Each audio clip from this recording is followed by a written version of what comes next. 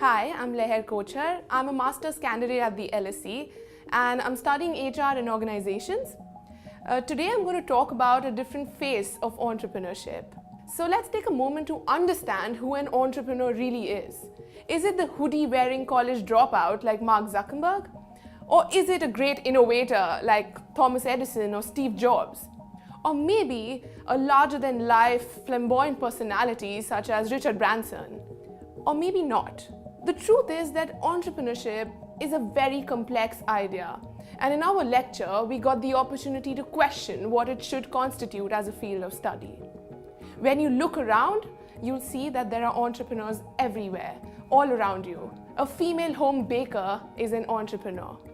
An employee who starts something new within the framework of an organization is an entrepreneur, also known as intrapreneur. A street vendor who undertakes a business not because it's the most heroic thing to do, but because no one else would employ him is an entrepreneur, also known as a necessity entrepreneur. Very interestingly, people operating in the illegal economies are entrepreneurs as well. For the record, 60% of the global economy is not strictly legal.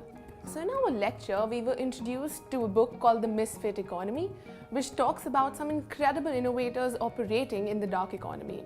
There are drug dealers, hackers, copycats, gang leaders out there who are pioneering practices we can actually learn from and apply in the formal economy.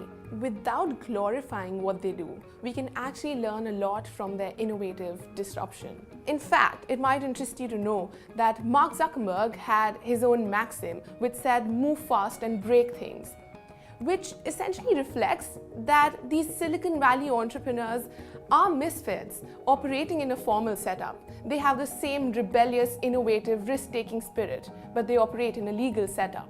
It was pretty interesting to see how some of these illegal economies actually predated innovation in the mainstream economy. The video streaming technology was used within the adult entertainment industry, which is illegal in a lot of countries, before YouTube or Netflix. Before McDonald's had the franchising model, there were several mafia gangs using it already. There are a lot of drug businesses out there which know how to create a brand for themselves, know how to create trust, distribution networks, and retain customers. And besides these illegal economies, there's an informal sector. There are so many unregistered refugees running their own small-scale businesses. In fact, about 70% of employment in my own country, India, comes from the informal sector. There are street vendors and street hawkers out there who have all the skills but lack resources. Now, since we've expanded the notion of entrepreneurship, let's talk about what we can learn from them. So I'm going to talk about roughly 10 things that we can learn from the informal and illegal economies and apply it in a formal setting. The first is to hustle. Hustle to unlock new resources. I'm going to take an example of Dharavi, which is Asia's largest slums in Mumbai. Now, the entire waste of the city would end up near these slums. And what sounds like a disgusting, terrible problem ended up becoming an incredible solution. Dharavi ended up becoming a hub for recycling. So, lack of resources made them more creative. These slums ended up creating incredible economic opportunities for many, including rag pickers. The second is to hack systems that need change or hack a societal problem. For example, in many countries, including mine, people have to stand in really long queues at government sites to get a gas supply. And this is when informal entrepreneurs step in.